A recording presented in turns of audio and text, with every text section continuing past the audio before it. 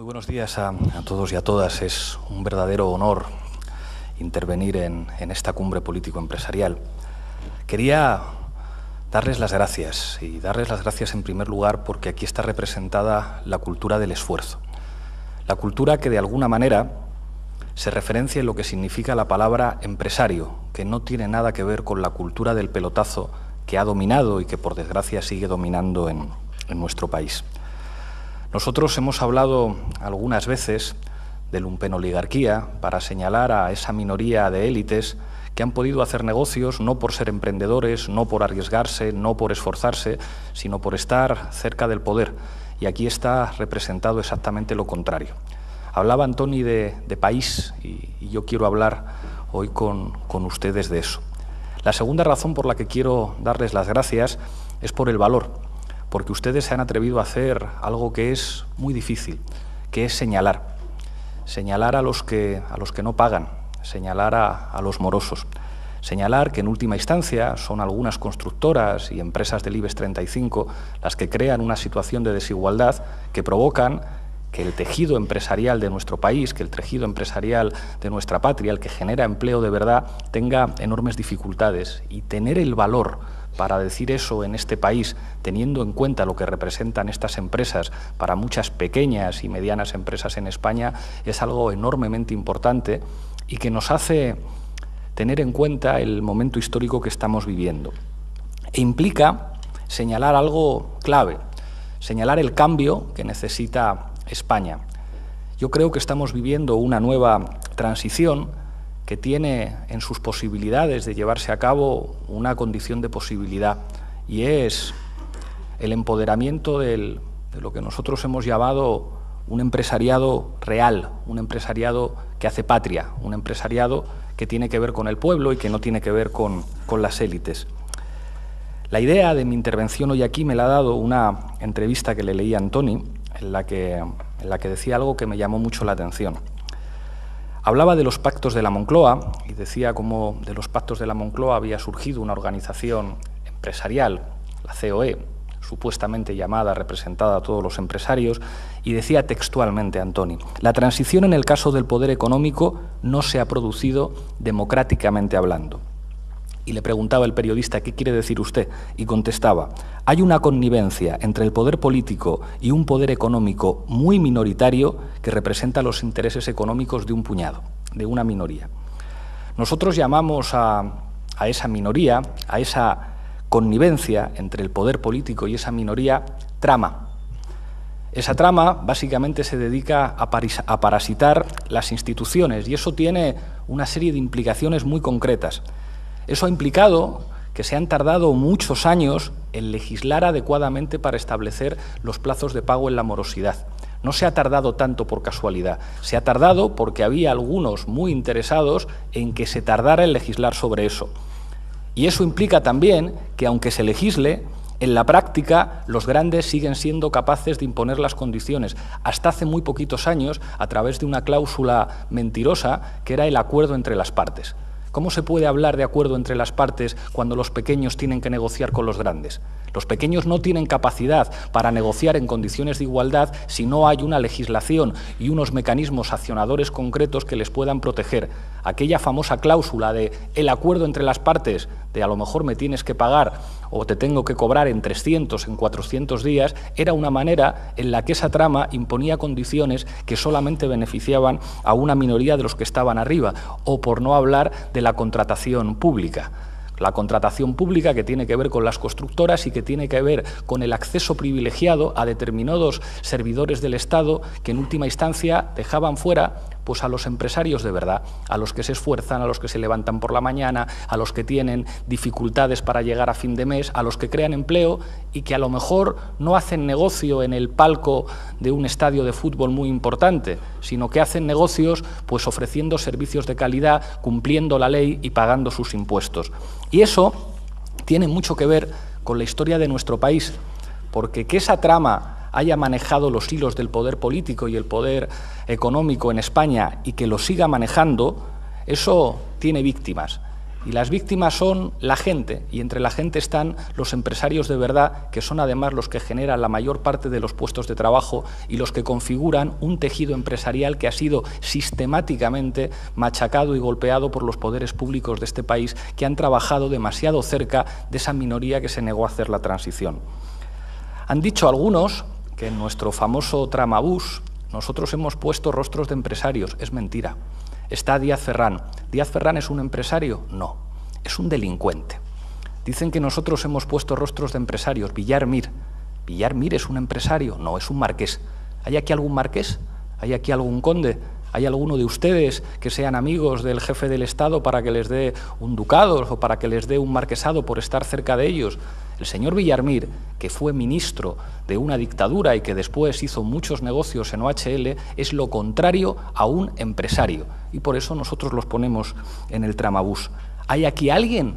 ¿Alguno de ustedes ha estado en la sede del Partido Popular entregando un maletín con dinero para obtener concesiones administrativas a cambio? Los que hacen eso y acaban en los tribunales no son empresarios, son trama. Y en este país es preciso desparasitar las instituciones de esa trama que no hace más que poner trabas a nuestro tejido empresarial, que es imprescindible para construir país. ¿Quiénes son los empresarios? Pues 9 de cada 10 empresarios de este país son autónomos o son microempresas con menos de 9 trabajadores. ¿Quién se ocupa de ellos? ¿Esos pueden comprar sus accesos a condiciones administrativas favorables a través de maletines? No. Esos se tienen que esforzar, tienen que trabajar, tienen que levantarse temprano y pagan sus impuestos religiosamente. Y muchos han tenido que cerrar porque en este país no ha habido una legislación adecuada y un sistema sancionador que les asegurara cobrar lo que tenían que cobrar, mientras algunos tenían filiales en paraísos fiscales. Hay un gran problema en España que tiene que ver con la manera en la que se ha legislado. En España se han hecho las leyes para favorecer a señores como Villar Mir, que por cierto creo que le acaban de volver a imputar. En la práctica, y creo que ustedes lo saben mejor que nadie, las grandes constructoras tardan 300 días en pagar, a pesar de las normas que se han impuesto y de las normas que se han legislado. En España ocurrió que el director de la Oficina Económica de la Moncloa, el señor David Faguas, terminó siendo el jefe de la patronal de las constructoras. ¿Esto es propio de un país serio? ¿Que alguien que trabaja en la Oficina Económica de la Moncloa termine siendo el jefe de las constructoras? ¿Hay trama o no hay trama? ¿Cómo se tienen que quedar los verdaderos empresarios cuando ven que una minoría de privilegiados obtiene negocios gracias a su cercanía con el poder político? En España, la media de pago de las empresas del IBEX 35 es de 160 días. ¿Alguno de ustedes puede tardar 160 días en pagar? Ninguno, ¿verdad? En España, vamos a poner nombre y apellidos a las cosas, Ferrovial tiene la pole position en tiempo de pago, 536 días. ¿Alguno de ustedes se puede permitir estar 536 días sin pagar lo que tienen que pagar? Seguro que no. Lo que pasa es que en Ferrovial pueden disfrutar de tener muchos amigos poderosos en el poder político. Acciona, que por cierto estuvo vinculada a la financiación de la campaña de la señora Esperanza Aguirre, tarda 425 días en pagar.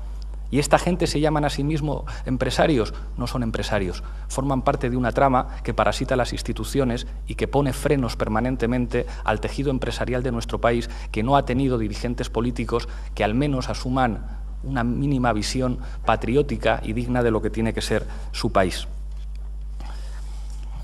¿Quién paga impuestos en este país? Seguro que si les miro a ustedes y les pregunto si alguno disfruta de alguna filial en un paraíso fiscal, ninguno puede levantar la mano. Sin embargo, los del IBEX 35 tienen 420 filiales en paraísos fiscales. Y luego después nos van a hablar de marca España. Pague sus impuestos aquí, como hacen todos los empresarios decentes de este país, y no hablen ustedes tantos de marcas, porque nuestra patria no es una marca. Nuestra patria la forma gente que trabaja, algunos empresarios, algunos autónomos, algunos trabajadores, y que pagan sus impuestos aquí. Lo que estamos hablando hoy, y Antoni decía antes que estamos en un periodo histórico muy importante, introducía una palabra clave, que es la palabra país, tiene que ver con las dificultades de las élites de esa trama para ofrecer a los españoles, para ofrecer a los trabajadores, a los empresarios, un proyecto de país. En el pasado lo tuvieron, Felipe González lo tuvo y hizo algunas cosas bien. Su jefe de Economía era el señor Solchaga, que algunos de ustedes recordarán, que decía: la mejor política industrial de un país es la que no existe. Dijo también que España era el país en el que era más fácil hacerse rico. Pero con todo, a pesar de ese modelo, pudieron hacer algunas cosas bien y ofrecer un proyecto de país a los españoles. Aznar también tenía un proyecto de país, cuyo modelo económico estaba fundamentado en el artífice del milagro económico español. Se llamaba Rodrigo Rato, y bien saben ustedes dónde está Rodrigo Rato en estos momentos. Un modelo de país que tenía que ver con el crédito fácil. Seguro que ustedes, a partir del año 2007 y el año 2008, comprendieron los límites de un proyecto de país fundamentado en el crédito y en haber convertido las cajas de ahorros en instrumentos para enriquecer a sinvergüenzas que venían de la política. El problema de este momento es que los partidos que han estado gobernando hasta ahora y los que les sostienen es que no tienen proyecto de país, no tienen nada que decir. No tienen nada que decir de España en los próximos 5, en los próximos 10 años. Ni siquiera comprenden la complejidad territorial de nuestro país. No tienen absolutamente nada que ofrecer. Y la prueba de ello es que se están matando entre ellos. ¿O acaso piensan ustedes que lo que hemos visto en los medios de comunicación en las últimas horas no tiene que ver con la decadencia de esa trama que ya no tiene nada que ofrecer a este país? Bueno, nosotros sí tenemos un proyecto de país que apuesta por recuperar el talento que se ha tenido que marchar de nuestra patria, que apuesta por una reindustrialización, que apuesta por los derechos laborales, que apuesta por unos servicios de calidad y que apuesta por una empresa de verdad, por una empresa que crea empleo, por una empresa que trabaja, por una empresa que se esfuerza. Y ese es nuestro proyecto. Y por eso para nosotros es un honor estar aquí, porque aquí están los que se esfuerzan, aquí están los que pueden decir la palabra empresario y sentirse orgulloso. Aquí está, de alguna manera, el futuro, y nosotros queremos construir el futuro de nuestra patria con ustedes. Muchísimas gracias. Muchas gracias, señor Iglesias. La verdad es que quisiera formularle una reflexión y una pregunta final. La reflexión es una reflexión por las palabras que dice, en la que nosotros venimos, y a veces las palabras pueden significar o titulares o colorarios o expresiones, pero llega un momento que la práctica o el caso condiciona la realidad de la palabra. Nosotros vivimos una ley, que fue la ley en el año 96, que es la ley del Orcomin, la ley del comercio minorista. Esa ley dice que se tienen que pagar a 30 días los productos perecederos y a 60 días los productos frescos. En el último minuto y en el último momento en el Congreso se amplió la posibilidad de pagar a 60 días a 90 días, siempre y cuando hubiera una compensación económica a los intereses de dicho pago. La realidad que sufren muchas de nuestras empresas que trabajan dentro del ámbito de la ley de comercio es que todo y que le paguen a 60 días, le cobran por un pronto pago, ya que se le podría pagar a 90 días, del 3% sobre factura vista. Eso es un 36% al año de interés. También es verdad de que en nuestras empresas se nos dice que hay una ley europea y española que se ha de pagar a 60 días. Las leyes son condiciones necesarias pero no suficientes. A veces digo que España es una dictadura de leyes minimizada por el incumplimiento de las mismas. Y por tanto, como muy bien comentaba, hoy en día hay empresas que de forma impune están pagando por encima de 200, 300 o 400 días. Yo pregunto, cuando la legislación, la ley, que tanto nos referimos a ella como de obligado cumplimiento, dice que se ha de pagar a 60 días y se paga 400 o 500 como se expresaba, ¿eso es o no es una forma de corrupción permitida por el Poder Legislativo? Esta es una pregunta.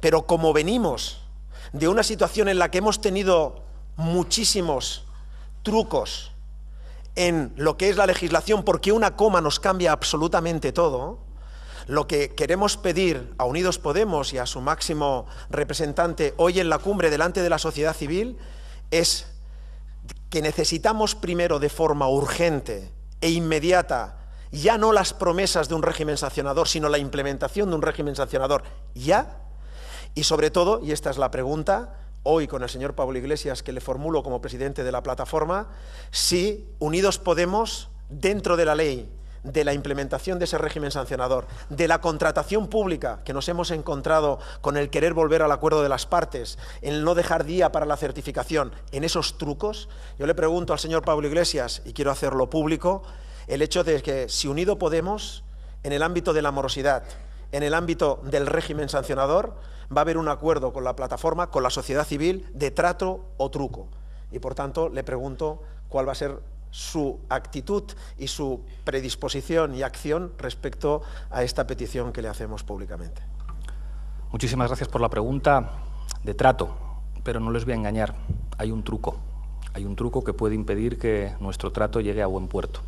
Incluso si llegamos a un acuerdo en el Parlamento con otras fuerzas políticas, el Gobierno puede utilizar una cosa que llaman veto presupuestario. Incluso si sacamos una ley de morosidad adelante que establezca un sistema sancionador efectivo, el Gobierno podrá hacer exactamente lo mismo que hace con todas las leyes que llevamos a cabo en la Cámara y que no le gustan, aplicar el veto presupuestario. Esto ha implicado un conflicto entre el Gobierno y la mesa del Congreso. Hubo un informe de los letrados que señalaba que se estaba incumpliendo la Constitución al abusar del veto presupuestario. Entonces yo no les voy a engañar. Nosotros lo tenemos claro, hay trato con nosotros, pero no se hagan ilusiones. Aunque seamos capaces de sacarlo adelante, el Gobierno cuenta con mecanismos para paralizarlo. Por eso nosotros decimos, no se puede permitir que este Gobierno siga gobernando. Antes me decía, es una forma de corrupción el que finalmente haya un fraude de ley, que la ley diga una cosa, pero que en la práctica la morosidad dure 400 días. Pues claro, como es un caso de corrupción legal, el que haya empresas del IBEX 35 y empresas estratégicas que se puedan comprar expolíticos y exministros llevándolos a sus consejos de administración. ¿Ustedes pueden pagar eso? ¿Ustedes pueden hacer esa inversión? ¿Pueden ustedes comprarse un expresidente o un exministro para que trabaje para ustedes haciendo lobby desde un consejo de administración? ¿Les pueden pagar 500.000 o 1 millón de euros al año a esos exministros y a esos presidentes para que trabajen para ustedes? Ustedes no, ¿verdad? Porque ustedes tienen que sacar sus empresas adelante. Pues esa es una forma de corrupción legal que sirve, entre otras cosas, para que en España no haya un régimen sancionador de la morosidad correcto, porque los otros pueden hacer lobbying. Y mientras esté el Partido Popular gobernando, y lo tengo que decir, gobiernan porque hubo 2 partidos que decidieron que gobernaran, aunque saquemos nuestro trato adelante en una ley, el Gobierno podrá utilizar el veto presupuestario para hacerles el truco. Con lo cual, aunque yo les digo trato, y va a haber otros partidos que les van a decir trato, y seamos capaces de sacar la ley adelante en el Congreso, el Gobierno podrá vetarla y podrá no cumplirla. Con lo cual, hace falta que en este país cambien algunas cosas para que haya leyes y sanciones que se cumplan, porque en este país ha habido muchos abusos y se siguen produciendo muchos abusos. Y en este país o se abre el grifo o se da aire al tejido empresarial real, a los autónomos, a la pequeña y a la mediana empresa, que son los que generan empleo, o la trama seguirá mandando, porque es la trama la que le interesa que algunos como Ferrovial puedan tardar 500 días en pagar, porque es a ellos a los que les interesa que no haya un régimen sancionador, es a ellos a los que les interesa negociar con ustedes desde su posición de fuerza, porque ¿qué es lo que puede hacer un pequeño, un mediano empresario cuando tiene que negociar con una gran corporación que tiene filiales en paraísos fiscales si no le protege el Gobierno y no le protege la ley? No hay una negociación entre iguales, y si no hay negociación entre iguales, no hay igualdad. Para eso tiene que intervenir el derecho, para eso tiene que intervenir el poder político, para establecer mecanismos de protección para quien genera empleo y para el tejido empresarial productivo de nuestro país. Y para eso todavía pues les tengo que ser enormemente sincero y tienen mecanismos para seguir haciendo el truco.